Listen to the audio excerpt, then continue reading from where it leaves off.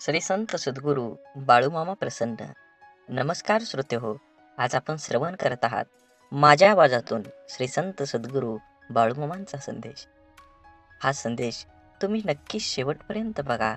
तुम्ही फक्त तुमच्या जीवनातील 15 मिनिटं बाळूमामांचा हा संदेश एका ठिकाणी शांत बुद्धीने ऐकून घ्या. तुमच्या जीवनातील प्रत्येक गोष्टीवर उत्तर तुम्हाला नक्की मिळणार आहे. आज ज्या परिस्थितीत तुम्ही जीवन जगताय, नक्कीच त्या परिस्थितीला तोंड देण्याला तुम्हाला काहीतरी मार्ग सापडेल, याची मी 100% गॅरंटी देतो. मामा म्हणतात, बाळा फक्त तू हा संदेश ऐक. नक्कीच तुझ्या जीवनामध्ये चांगल्या आनंदाच्या बातमीची बातमी ही नक्कीच येणार आहे. माणसाला मीपणात आजूबाजूच्या सगळ्या गोष्टींचा विसर पडून जातो. त्याला हे कळत नाही की कुणी जन्माला येताना कुठलंही लेबल लावून जन्माला येत नाही, तर फक्त एक माणूस म्हणून जन्माला येतो आणि मरतानाही एक माणूस म्हणून मरत असतो. तेव्हा आपण जिवंत असताना आपल्यातील माणसाला कधीही सोडचिठ्ठी द्यायची नाही. कारण शेवटी तुम्ही एखाद्या पदावरचे अधिकारी व्हा. विविध कार्यक्षेत्रातील गुणवंत म्हणून कसे आहात यापेक्षा तुम्ही माणूस म्हणून कसे आहात हे जास्त महत्त्वाचं असतं. कारण आपलं हे गुणवंत व्यक्तिमत्व हे आपल्या आयुष्यातील यशाच्या शिखरावर असताना लोकांना भावलेली मुद्रा असते. त्या काळात आपल्या हाती सत्तेची दोर असल्यामुळे सगळेजण आपल्याला मान आदर देत असतात. आपल्या प्रत्येक गोष्टीला अतिशय युक्तीने दाद दिली जाते. अगदी आपलं माकड चाळीसुद्धा लोकांना हनुमंतांच्या सूर्यबिंब गिळण्यासाठी घेतलेल्या झेपेपेक्षा महान वाटत असतं. परंतु इतिहासाचं धडे खोकून खोकून सुद्धा आपल्याला हे लक्षात येत नाही की सगळा मामला भाटगिरी, हुजूगिरी, चमचेगिरी असते.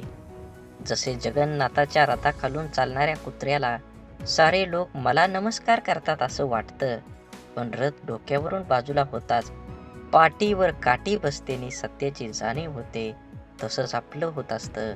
तेव्हा या ठराविक कालमर्यादेची मर्यादा असणाऱ्या तथाकथित मोठेपणाच्या ओळखीची धाव धरण्यापेक्षा शेवटच्या श्वासापर्यंत साथ देणाऱ्या आपल्यातल्या प्रामाणिक माणसाला कधीही अंतर द्यायचं नाही. असेच बाळूमामांचे संदेश आपल्यापर्यंत पोहोचण्यासाठी पहिल्यांदा व्हिडिओला लाईक करा.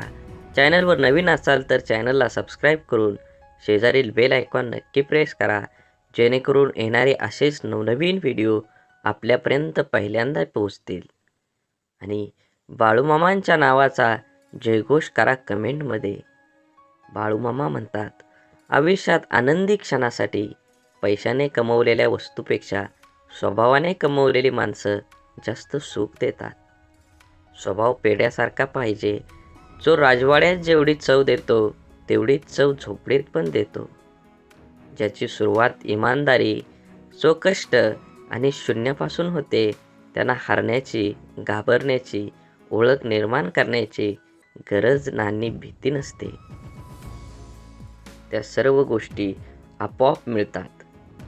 आपल्याला किती लोक ओळखतात याला महत्त्व नाही, तर ते आपल्याला का ओळखतात याला महत्त्व आहे. नसलेल्या गोष्टींपेक्षा असलेल्या गोष्टींचा आनंद घ्या, कारण पूर्ण चंद्रापेक्षा अर्धचंद्र हा अधिक सुंदर असतो. न रुचणाऱ्या गोष्टी सोडून द्यायला शिका, कारण घेतलेला श्वास सोडल्याशिवाय पुढला श्वास घेता येत नाही. मनाच्या दरवाजातून संशयात प्रवेश करतो, त्याच वेळी त्या दरवाजातून प्रेम आणि विश्वास दोघेही बाहेर पडतात. माणूस वाईट नसतोच, माणसावर येणारी परिस्थिती वाईट असते. चांगल्या कर्मानं ती बदलता येते. वाईट परिस्थितीत साथ देणारी माणसं नात्याची असावेत वा नसावेत, ती खरी आपली माणसं असतात. जीवनात वादळ येणं देखील आवश्यक आहे. तेव्हाच तर कळतं, हात सोडून पळतं तर कोण हात धरून चालतो.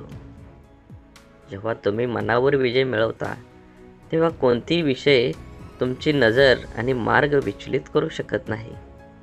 आपल्याकडे जगाला देण्यासाठी काहीच नाही असं वाटत असेल तर चेहऱ्यावर एक छानसं स्माईल द्या. हे छोटंसं हास्य इतर कोणत्याही वस्तूपेक्षा खूपच मौल्यवान आहे. मन आणि छत्रीत एक साम्य आहे. जेव्हा त्या उघडलेल्या असतात तेव्हा त्या उपयोगीच्या होतात, नाहीतर एरवी ओझंच वाढवतात. म्हणून आयुष्य आनंदाने जगलं पाहिजे. आयुष्यामध्ये अथक परिश्रम करून आपलं ध्येय गाठलं पाहिजे. चांगलं कर्म केलं तरच आपल्याला चांगलं फळ मिळणार आहे. आयुष्य अत्यंत मर्यादित आहे आणि जीवनाचा जेव्हा शेवट होईल तेव्हा इथली कोणतीच गोष्ट आपल्याला सोबत नेता येणार नाही. मग जीवनात खूप काटकसर कशासाठी करायची? आवश्यक तो खर्च केलाच पाहिजे. ज्या गोष्टीतून आपणास आनंद मिळतो त्या गोष्टी केल्याच पाहिजेत. आपण गेल्यानंतर पुढं काय होणार याची मुळीच चिंता करू नका.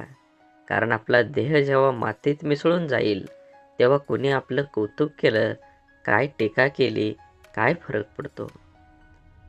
जीवनाचा आणि स्वकष्टाने मिळवलेल्या पैशाचा आनंद घेण्याची वेळ निघून गेलेली असेल. तुमच्या मुलांची खूप काळजी करू नका. त्यांना स्वतःचा मार्ग निवडू द्या. स्वतःचं भविष्य घडवू द्या. त्यांच्या इच्छा, आकांक्षा आणि स्वप्नांचे तुम्ही गुलाम होऊ नका. मुलांवर प्रेम करा, त्यांची काळजी घ्या, त्यांना भेटवस्तू द्या. मात्र काही खर्च स्वतःवर, स्वतःच्या आवडीनिवडीवर नक्कीच करा. जन्मापासून मृत्यूपर्यंत नुसतं राबणं म्हणजे आयुष्य नाही, हे देखील लक्षात ठेवा. तुम्ही 50शीत आहात. आरोग्याची हेळसांड करून पैसे कमवण्याचे दिवस आता संपलेले आहेत. पुढील काळात पैसे मोजून सुद्धा चांगलं आरोग्य मिळणार नाही. या वयात प्रत्येकापुढे 2 महत्त्वाचे प्रश्न असतात. पैसा कमवणं कधी थांबवायचं आणि किती पैसा आपल्याला पुरेल? तुमच्याकडे शेकडो, हजारो एकर सुपीक शेतजमीन असली तरी तुम्हाला दररोज किती अन्नधान्य लागतं? तुमच्याकडे अनेक घरं असतील पण रात्री झोपण्यासाठी एक खोली पुरेशी असते.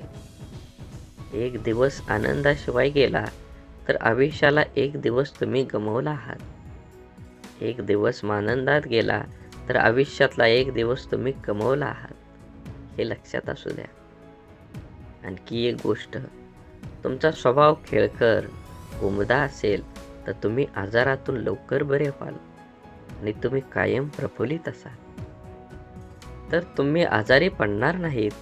सगळ्यात महत्त्वाचं म्हणजे आजूबाजूला जे उत्तमने उदात्त आहे त्याकडे पहा, त्याची जपणूक करा आणि हो, तुमच्या मित्रांना कधीही विसरू नका, त्यांनाही जपा. हे जर तुम्हाला जमलं तर तुम्ही मनाने कायम तरुण राहाल आणि इतरांनाही हवेहवेसे वाटाल. मित्र नसतील तर तुम्ही नक्कीच एकटे आणि एकाकी पडाल. त्यासाठी दररोज व्हॉट्सअपच्या माध्यमातून संपर्कात राहा. हसानी हसवत राहा आणि मुक्त दाद द्या. म्हणूनच म्हणतो, आयुष्य खूप कमी आहे, ते आनंदाने जगा. प्रेम मधुर आहे, त्याची चव चाखा. क्रोध घातक आहे, त्याला गाडून टाका. संकटे ही क्षणभंगूर आहेत, त्यांचा सामना करा. डोंगराआड गेलेला सूर्य परत दिसू शकतो, पण माथ्याआड गेलेला जिवलग परत कधीच दिसत नाही. नाती जपा, एकमेकांना आदर प्रेम द्या, नाहीतर आयुष्य हे क्षणभंगूर आहे, कधी संपेल कळणारही नाही. म्हणून नेहमी आनंदी राहा, आनंदी द्या आणि सर्वांना आनंदाने जगण्याचा प्रयत्न करा. कोण काय बोलणार हे आपण ठरवू शकत नाही, परंतु त्यावर काय प्रतिक्रिया द्यायची हे आपणच ठरवू शकतो. ज्या गोष्टी प्रत्यक्षपणे समोरच्या व्यक्तीला बोलता येत नाही त्या गोष्टी टोमणे मारून ऐकवण्याची सवय काही लोकांना असते. काही लोकांना मजाकमध्ये मनातलं बोलून घेण्याची सवय असते. समोरच्या व्यक्तीला जर राग आला तर मी मजाक केली असं बोलून विषय संपवायचा. एखाद्या व्यक्तीस लज्जित करण्यासाठी, दुःखी करण्यासाठी अनेकदा टोमणे आणि मजाक यांचा वापर केला जातो. सरळ बोलण्यापेक्षा एखाद्याला आडवं बोलणं, शब्दांचा टोला मारून अप्रत्यक्षपणे खिल्ली उडवणं, चेष्टा मजाक करणं यामध्ये काही लोकांना खूप आनंद मिळतो. आपण काय बोलतो यावरून आपली पात्रता ठरते, कोणाबद्दल बोलतो याची नाही. कधी कधी टोमणं हे चांगल्या हेतूने पण असतात, परंतु बोलण्याचा हेतू वेगळा आणि ऐकणाऱ्यांचा वेगळा झाला की गैरसमज होतात. त्यामुळे त्याचा परिणाम होतो. एखाद्याची एखादी गोष्ट पटत नसेल तर प्रत्यक्ष बोलावे, तेही आपल्याला तेवढा अधिकार असेल तर. एकच नियम सगळ्यांना लागू होत आहे. आपण जितकं आपल्या शरीराविषयी जागरूक असतो तितकंच आपल्या मनाविषयी नसतो. त्यामुळं जेव्हा अनपेक्षित परिस्थिती आपल्या समोर येते तेव्हा आपला गोंधळ उडतो. आपल्यासाठी काय योग्य काय अयोग्य आहे हे आपल्याला पटकन ठरवता येत नाही. आपल्या शरीरात ज्याप्रमाणे बदल होतात त्याचप्रमाणे आपलं मन सुद्धा बदलत असतं. शरीरातील बदल अदृश्य रूपात असल्यामुळे आपल्यावर लवकर लक्षात येतात, तर मनातील बदल अदृश्य असल्या कारणाने त्याच्याकडे आपण हवं तितकं लक्ष देत नाही. हेच कारण आहे जेव्हा अनपेक्षित परिस्थिती समोर येते तेव्हा आपली मानसिक स्थिती बिघडते. वेळ लागल्यावरच मनाची आठवण होते, तोपर्यंत शरीराच्या एका कोपऱ्यात आपण त्याला बंद करून ठेवतो. प्रत्येक व्यक्तीचं आयुष्य दुःख, संकट, पराभव, अपमान आणि वेदनेत भरलेलं असतं. परंतु ज्याने आपल्या मनाला समजून घेतलं त्या व्यक्तीचं जीवन अपयश, अपमान, दुःखाने भरलेलं असूनही त्यांना आनंदी, शांत जीवन जगता येतं. आपल्या संपूर्ण जीवनावर जी गोष्ट हुकूमत गाजवते ती म्हणजे मन. संपूर्ण शरीरावर, इंद्रियावर, एकंदरीत आपल्या संपूर्ण जीवनावर राज्य करणारा राजा माणूस कोण असेल तर ते आपलं मन आहे. मनाच्या शक्तीच्या जोरावर माणूस चंद्रावर आपलं पहिलं पाऊल टाकू शकतो. ज्याला आपलं मन सांभाळता आलं नाही तो आयुष्यात हार मानून आत्महत्या करून आपले जीवन संपूर्ण हे जग सोडून जातो. ज्याच्यावर ताबा मिळवणं कठीण ते मन, पण सरावाने, निश्चयाने आणि ध्यानाने मनावर ताबा मिळवला तर जीवनात इच्छित गोष्टी, यश, आनंद हवं ते मिळवून देणारं सुद्धा मनच आहे. मन चंचल आहे, पण रोजच्या सरावाने ते हळूहळू शांत व्हायला लागतं. प्रत्येक गोष्टीचं मूळ मन आहे. मनाला समजून घेतलं तर जीवनाचे वटवृक्षात रूपांतर होईल. शांत, स्वस्थ, आनंदी जीवन जगण्यासाठी शरीराचा घाम आणि मनाचा मळ रोज निघाला पाहिजे. जीवनात मन आणि मित्राची भूमिका ही आरशासारखी असावी. आपल्या रोजच्या जीवनात अत्यंत छोटीशी पण खूप उपयोगाची वस्तू म्हणजे आरसा, ज्यात आपण आपलं प्रतिबिंब बघत असतो. जसं आपण आपलं बाह्य शरीर, रूप, वेशभूषा, केशभूषा बघण्यासाठी आरसा बघतो, तसंच आपल्या अंतर्मनात खरं स्वरूप बघण्यासाठी मनाचा आरसा असावा. परंतु कधी कधी आपलं मन ही एखाद्या गोष्टीबद्दल निर्णय घेताना गोंधळून जातं. एक मन म्हणतं एखादी गोष्ट करू योग्य आहे, तर दुसरं मन म्हणतं नको करू. तेव्हा आपल्याला एक चांगला मित्र, मैत्रीण काय योग्य काय वाईट निर्णय घेण्यास मदत करू शकते. म्हणून म्हणतात ना, एक चांगला मित्र हा आरशासारखा असतो. आरशात आपण बाह्य रूप बनवतो आणि आपलं खरं अंतर्रूप, गुण अवगुण एक चांगला मित्र आपल्याला दाखवतो. आरशासारखा मित्र आपला आत्मविश्वास वाढवून आपल्यात सकारात्मक ऊर्जा निर्माण करतो. पहाटेच्या शांततेत शरीराचे डोळे मिटून अंतर्मनाचे डोळे उघडले तर आपल्या मनाच्या आरशात आपण आपलं स्वतःचं प्रतिबिंब बघू शकतो. शांत, स्वस्थ, आनंदी जीवन जगण्यासाठी शरीराचा घाम आणि मनाचा मळ रोजच निघाला पाहिजे. आधार आणि उधार दोघांनाही धार असते, जी वेळ आल्यावर गळा कापू शकते. म्हणून जीवनात आधार शोधण्यापेक्षा आत्मविश्वास दृढ केला पाहिजे. आपल्या शरीराच्या पाठीचा कणा कमजोर झाला की नीट उभं राहता येत नाही. त्याचप्रमाणे आत्मविश्वास आपल्या मनाचा कणा आहे. तो कमजोर झाला की जीवनात यश मिळवता येत नाही. नुकते जन्मलेले गायीचे वासरू काही मिनिटात उभं राहायला शिकतं, ते फक्त त्याच्या स्वतःच्या प्रयत्नामुळे. सुरुवातीला उभं राहताना ते सतत खाली पडत असतं, पण प्रयत्न सोडत नाही आणि उभं राहतं. गाय हे सगळं निमूटपणे बघत असते. आपलं आव्हानाचं जीवनाचं तसं नाही. आपल्याला तर अनेकांची साथ, सहवास, मार्गदर्शन, आधार मिळत असतो. तरीही प्रतिकूल परिस्थितीत आपण हार मानतो. एकदा एका गृहस्थाकडे त्याचा आंधळा मित्र गप्पा मारायला आलेला असतो. त्याच्या गप्पा इतक्या रंगतात की अंधार कधी पडला दोघांच्याही लक्षात येत नाही.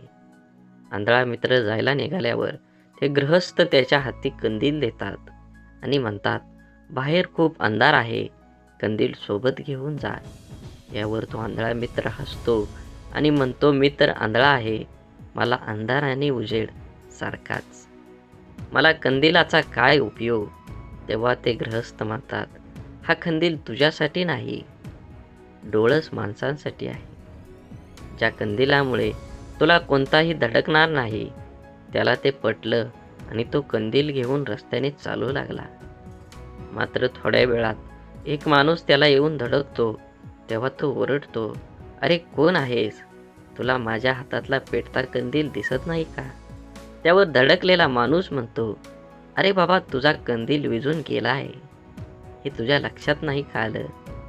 त्याचं ते शब्द ऐकताच आंधळा माणूस हसला आणि म्हणाला, नाही लक्षात आलं, पण आज एक गोष्ट मात्र कळाली. उसना घेतलेला उजेड फार काळ आपल्या उपयोगी पडत नाही. त्यासाठी स्वयंप्रकाशितच व्हायला हवं. आधारापेक्षा जीवनात आत्मविश्वास असायला हवा.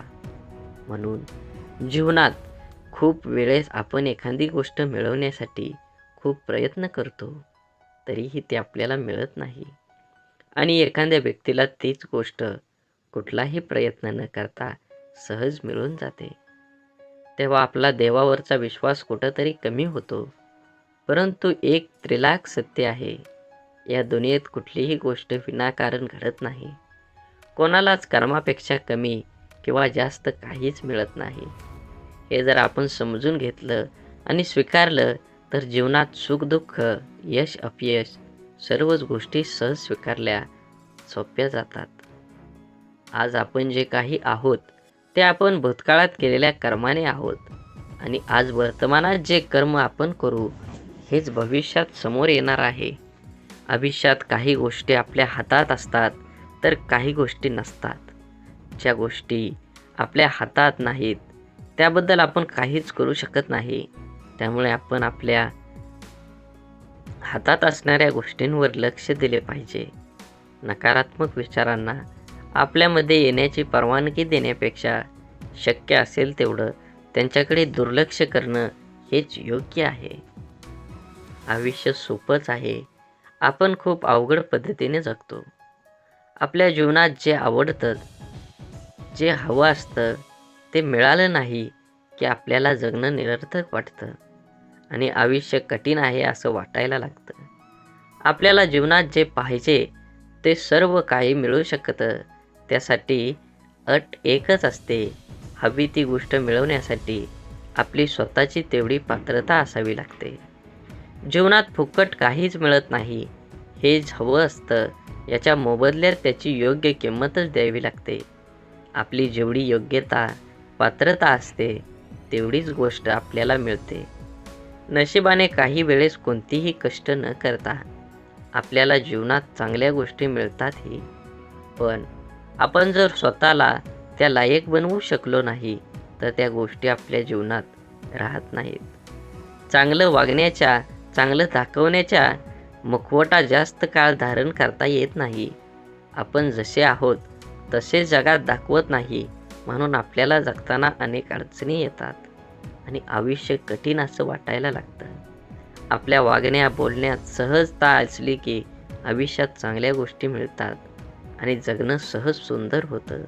आयुष्य सोपं आहे, फक्त जगण्याचे नियम जाणून घेतले पाहिजेत. समोरच्या व्यक्तीला समजून घेण्याचा सामर्थ्य आपल्यामध्ये असेल तर कोणीच आपल्यासोबत कधीच खोटं बोलणार नाही. एखादी व्यक्ती जेव्हा आपल्यासोबत खोटं बोलते तेव्हा चूक कोणाची कधी विचार केला आहे? ती व्यक्ती आपल्यासोबत का खोटं बोलते याचा विचार आपण कधी करतो का? नातं कोणतंही असो, मैत्रीचं, प्रेमाचं वा रक्ताचं, जर कोणी आपल्यासोबत खोटं बोलत असेल तर याचा अर्थ आपण सत्य स्वीकारण्या इतकं सामर्थ्य नाही. त्या व्यक्तीला आपल्याला दुखवायचं किंवा गमवायचं नसतं, म्हणून ती व्यक्ती आपल्यासोबत आपल्या मनासारखं वागत असते.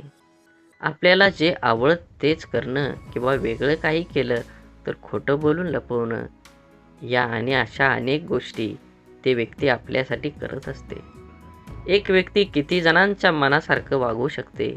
ज्या दिवशी आपण समोरची व्यक्ती जशी आहे तशी स्वीकारू, तिच्यावर आपल्या अपेक्षेचं ओझं लादणार नाही, त्या दिवशीपासून ती व्यक्ती आपल्यासोबत कधीच खोटं बोलणार नाही.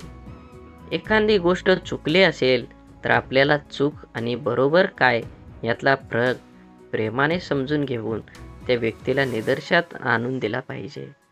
ह्यानं होतं काय तर गैरसमज दूर होतील. आपण सोप्या गोष्टी अवघड पद्धतीनं करतो, म्हणून सोपं असलेलं आयुष्य आपल्याला कठीण वाटतं. जास्त प्रयत्न, जास्त परिणाम हे समीकरण आपण डोक्यात पक्कं करून ठेवलेलं आहे. पण एखादं ठराविक काम, गोष्ट करण्याची आपली क्षमता किती आहे याचा आपण विचार करत नाही. एखादी गोष्ट मिळवण्यासाठी, पूर्ण करण्यासाठी आपण झपाट्याने कामाला लागतो आणि थोड्याच दिवसात ती सोडून देऊन तोंडावर पडतो. असं का होतं हेही आपल्याला कळत असतं, कळतंय पण वळत नाही, अशी आपली अवस्था असते. आपण व्यायामाला सुरुवात केली की 3-4 दिवसच स्वतःला आरशात पाहतो आणि आपल्याला लगेच काहीही फरक जाणवत नाही. काही दिवसात कोणतंही सकारात्मक बदल न दिसल्याने आपल्याला उत्साह कमी होतो आणि व्यायाम न करण्याचा विचार मनात डोकावतो. आपण कमी वेळेत जास्त प्रयत्न करून जास्त मिळवण्याचा प्रयत्न करतो. यात आपली शारीरिक आणि मानसिक शक्ती दोन्हीही लवकर संपतात. कारण आवश्यक तेवढी आपली क्षमता विकसित झालेली नसते. शक्ती संपली की उत्साह कमी होऊन आपल्याला व्यायाम करण्याचा कंटाळा येतो आणि आपण व्यायाम करणं सोडून देतो. इच्छित सकारात्मक परिणामांसाठी कमी वेळेत जास्त प्रयत्न करण्यापेक्षा कमी पण सातत्यपूर्ण प्रयत्नांची गरज असते. वर्षभर अभ्यास करायचा नाही आणि परीक्षा जवळ आली की दिवस रात्र अभ्यास करायचा. अशा सवयीने परीक्षेत यश तर मिळत नाही, उलट आजारी पडण्याची शक्यता वाढते. इच्छित ध्येय प्राप्त करण्यासाठी दररोज थोडं थोडं स्वतःवर काम करण्यास सुरुवात केली की आपली शारीरिक, मानसिक शक्ती विकसित होण्यास सुरुवात होते. म्हणून निर्णय घेताना आपल्या नजरेसमोर अंतिम उद्दिष्ट काय आहे हे खूप महत्त्वाचं आहे. काय करावं, काय करू नये अशी स्थिती एकदा निर्णय घेताना आपल्या मनाची होते. खूप वेळा मनाचा निर्णय झालेला असतो, फक्त तो प्रत्यक्ष कृतीत आणण्यासाठी क्षमता तेवढी आपल्यात नसते. एखाद्या निर्णयाने आपलं पूर्ण आयुष्य बदलणार असतं किंवा आपल्या निर्णयाने अनेकाच्या आयुष्यावर परिणाम होणार असतो. त्यामुळे आपण एकदा निर्णय घेताना खूप विचार करतो. निर्णय घेण्याची गरज का भासते? योग्य निर्णय घेतला तर नाही घेतला तर काय होईल याचा संपूर्ण विचार आपलं मन करत असतं. सर्वांचा विचार करून आपल्या मनाविरुद्ध काही निर्णय आपण घेतो. पण किती दिवस आपण मनाविरुद्ध मनाशी तोडजोड करू शकतो? पण हे खूप हळवं असतं. त्यापेक्षा कितीतरी पटीने ते जास्त प्रचंड तुफान वादळ असतं. त्याला पर्याय चालत नाही. एखाद्या निर्णयाने तात्पुरता तणाव निर्माण होऊ शकतो, परंतु सदैव मनात घालमेल ठेवून आपण जगू शकत नाही. निर्णय घेता न येणं यासारखी दुसरी घातक गोष्ट कुठलीच नाही आहे. आपण कमी वेळेत जास्तीत जास्त मिळण्याचा प्रयत्न करतो, तोडकं-मोडकं प्रयत्न करतो आणि अपेक्षा मात्र खूप ठेवतो. परंतु आयुष्यात दीर्घकाळ टिकणारा आनंद देणाऱ्या गोष्टी मिळवण्यासाठी आपल्याला प्रयत्नांत सातत्य असावं लागतं. आपल्या देहाचं वाटेत अनेक गज खोळगे येतात, त्यांना पार करून आपल्याला देहापर्यंत पोचायचं असतं. देहाच्या वाटेवर चालताना येणारा प्रत्येक अडथळ्यामागे एक धडा आपल्याला शिकायला मिळतो आणि ही शिकवणच आपली शारीरिक मानसिक शक्ती विकसित करते. त्यामुळं पुढचं एक एक पाऊल टाकणं सोपं जातं. देहापर्यंत पोचण्याच्या प्रवासात येणारी संकट अडचणी यांना आपण कसे हाताळतो यावर पुढचा मार्ग अवलंबून असतो. या प्रवासात आपण स्वतःला घडवत असतो. एक विशिष्ट ओळख आपलीच आपल्याला होते. नवीन गोष्टी अनुभव समोर येतात आणि आपलं डोकं त्या दृष्टिकोनातून विचार करायला लागतं. काय करावं, काय करू नये ही महत्त्वाची शिकवण आपल्याला मिळते. आपण ठरवलेल्या देहाच्या प्रवासात खरा आपला व्यक्तिमत्व विकास होतो. मनाला आत्मविश्वास निर्माण होतो. स्वतःची स्वतःला खरी ओळख होते. म्हणून जीवनात जीवन एक अभ्यासक्रम आहे, परंतु यात सर्वांसाठी रोज नवीन आणि वेगळा पाठ असतो. मग आपण इतरांचाच बघून जगत राहिलो तर जीवनात पास होणार आहोत का? कितीही विचारी अभ्यासू व्यक्ती असली तरी कधी ना कधी कुठे ना कुठे चुका होतच असतात. जीवनात कोणीही परिपूर्ण नाही. ज्यांनी यश मिळवलं आहे त्याने फक्त परीक्षकासारखा न वागता सर्वांसोबत समंजसपणे वागणं इतरांचा द्वेष रोष कमी होऊ शकतो. काही समस्या अडचणी या सतत मसलीने सोडवता येतात.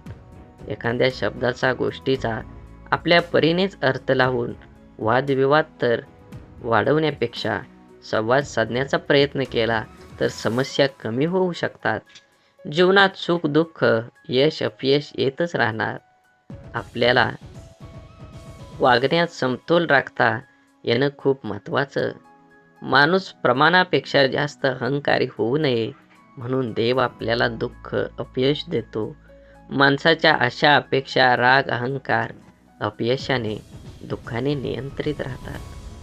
काय चुकीचं आहे हे बघण्यापेक्षा कोण चुकीचं आहे बघण्यापेक्षा बरोबर काय होईल हे जास्त महत्त्वाचं आहे. बोला बोला बाळूमामांच्या नावानं चांग भलं. झाडे लावा, झाडे जगवा, माती वाचवा, पाणी वाचवा, सेव्ह अर्थ. आणि मनात मामांबद्दल आणि देवाबद्दल भाव असेल तर नक्कीच चॅनलला सबस्क्राईब करून व्हिडिओला लाईक करा आणि कमेंटमध्ये बाळूमामा प्रसन्न लिहायला विसरू नका. धन्यवाद.